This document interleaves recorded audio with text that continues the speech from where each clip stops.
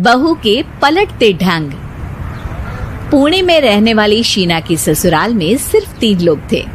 इस वजह से घर में ज्यादा काम नहीं होता था, तो वो दोपहर तक अपना सारा काम खत्म कर लेती थी। लेकिन उसके बाद वो बोर हो जाती। इस वजह से उसने शिनचैन कार्टून देखना शुरू कर दिया, जो धीरे धीरे उसके व्यवहार पर इतना इफेक्ट करता गया कि वो खुद भी शिनचैन जैसी ही बातें करने लगती है। एक रात डिनर करते हुए, अरे बहू, जरा अचार तो देना। ओहो ससु माँ, आपसे इतना काम भी नहीं होता। इस तरह तो आप जल्दी जल्दी बुढ़िया हो जाओगी। अरे शीना, ये तुम कैसे बात कर रही हो?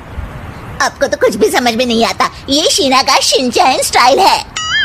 ऐसा बोलकर शीना वहाँ से चली जाती है। अगली सुबह शीना सबके उठने से पहले ही घर का काम खत्म करके कार्टून देखने बैठ जाती है। अरे वाह बहू, कमाल ही कर दिया। इतनी जल्दी सारा काम खत्म कर दिया। बस भी कीजिए, अब मैं इतनी भी कुछ खास नहीं। ओफो, तुम और तुम्हारे शिनचैन का भूत, जाने कब नॉर्मल इंसान की तरह बात करोगी। मॉम, आप तो बस मुझसे जलती रहती हैं। आपको क्या पता मेरी लाइफ कितनी मुश्किल है। अच्छा छोड़िए, अब मैं शॉपिंग के लिए जा रही हूँ। हाँ, तो ये है तुम्हारी मुश्किल लाइफ। शीना शॉपिंग करने मार्केट पहुँच जाती है, जहाँ उसे जय के ऑफिस की एक लड़की मिलती है। हेलो, आप जय की वाइफ है ना? हेलो, मेरा नाम शीना है। मैं 26 साल की हूँ और मुझे शिमला मिर्च बिल्कुल भी पसंद नहीं है, पर शिमला जा सकती हूँ। हाँ। शीना की बात सुनकर लड़की आगे कुछ बोले बिना वहाँ से चली जाती है। कमाल है, आजकल के बच्चों को इंटेलिजेंट लोगों से बात करना आता ही नहीं। शीना शॉपिंग करके घर वापस आती है, जहाँ सास और जय साथ बैठकर आइसक्रीम खा रहे होते हैं। मैं कितने मतलबी लोगों के बीच रह रही हूँ। एक छोटी प्यारी बच्ची के बारे में सोचे बिना सब आइसक्रीम खाने बैठ गए। अब इतना नाटक करने की जरूरत नहीं है। तुम्हारी आइसक्रीम फ्रिज में रखी है, खा लो। आइसक्रीम, मैं आ रही हूँ। इसी तरह दिन बीतते हैं। अभी तक तो घर में सारे लोग शीना की हरकतों से परेशान हो चुके होते हैं। एक शाम उनके घर पड़ोस के अंकल आते हैं, जिन्हें देखते ही शीना बोल पड़ती है। हेलो अंकल, आज आप यहाँ? ये कह रही है आप यहाँ बैठिए, हम अभी आते हैं। ऐसा बोलकर शीना की सास उसे लेकर रसोई में चली जाती है। अरे वो तुम्हारी पापा की उम्र के हैं, उनकी इंसल्ट तो मत करो। आपको तो बस अपनी ही खुशी दिखाई देती है।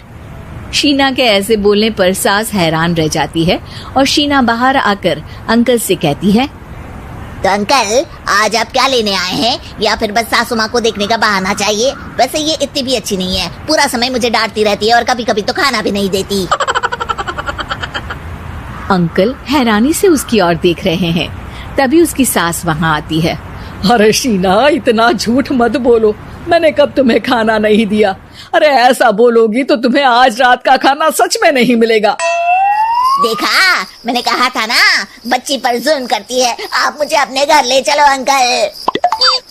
इस तरह दोनों सास बहू में तू मैं शुरू हो जाती है, जिसे देख अंकल तो डर कर भाग जाते हैं, लेकिन वो दोनों चुप ही नहीं होती।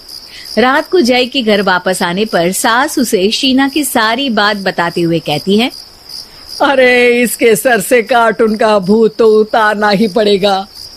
मौका या वक्त कुछ देखती ही नहीं, बस बकवास शुरू कर देती है। बात तो आपकी सही है, पर क्या करेंगे? अरे कार्टून देखकर ऐसी बनी है तो इसकी कार्टून ही बंद कर दो। हाँ, कार्टून बंद करके कुछ समझदारी वाली चीजें दिखाते हैं। जियोग्राफी दिखाना शुरू कर दो ना, क्या पता कुछ अकल आ जाए। हाँ, नाइस आइडिया माँ। इस पर जय केबल टीवी पर ज्योग्राफी छोड़कर बाकी सारी चैनल बंद करवा देता है, पर शीना भी किसी से कम नहीं होती। ओहो पतिदेव, अपने आप को बहुत स्मार्ट समझते हो। शीना मोबाइल पर YouTube ऑन करके उस पर शिनचैन देखने लगती है। शीना की इस स्मार्टनेस को देखकर जय तो बेचारा सर खुजलाता ही रह जाता है। हमने इसे जरूरत से ज्यादा अंडर एस्टिमेट कर दिया, अब क्या करें माँ? अरे इंटरनेट बंद करवा दे बेटा। शीना को कार्टून की दुनिया से बाहर निकाल वापस इंसान बनाने के लिए अब जय इंटरनेट भी बंद करा देता है, जिससे शीना परेशान हो जाती है। सब मेरी खुशी से जलते हैं, पर अब क्या करूं? शीना सोच में पड़ जाती है, लेकिन कोई आइडिया नहीं मिलता, जिस पर मजबूरी में वो ज्योग्राफी देखना शुरू कर देती है। लगता है अब कुछ ही दिनों में इसके सिर से शिनचैन का भूत उतर ही जाएगा। हाँ बेटा, उम्मीद तो यही है। दिन बीतते हैं और घर में सब शीना के बोलने का इंतजार करने लगते हैं, लेकिन शीना टीवी में ऐसी खो जाती है कि उससे पूछे सवालों का हाँ या ना के अलावा और कुछ जवाब ही नहीं देती। देखते ही देखते हफ्ता बीत जाता है, तो सब्र का बांध तोड़ते हुए जय टीवी बंद कर खुद ही शीना से बात करने बैठ जाता है। क्या बात है शीना, पहले तुम ज्योग्राफी देखने को तैयार नहीं थी, और जब देखने बैठी तो इसके आगे किसी चीज की कोई सूध ही नहीं, ना किसी से बात करनी, ना घर का कोई काम। अरे माँ कब तक अकेले सब कुछ संभालेंगी? अभी भी तुम्हारे सर से शिनचैन का भूत उतरा कि नहीं? जब मादा भालू नर भालू से बात नहीं करती, तो वो उनका ध्यान अपनी तरफ आकर्षित करने के लिए बिल्कुल यही हरकत करते हैं। तुम नर भालू हो। शीना के ऐसा बोलते ही जय और उसकी मम्मी एक दूसरे की तरफ देख सर पकड़कर बैठ जाते हैं।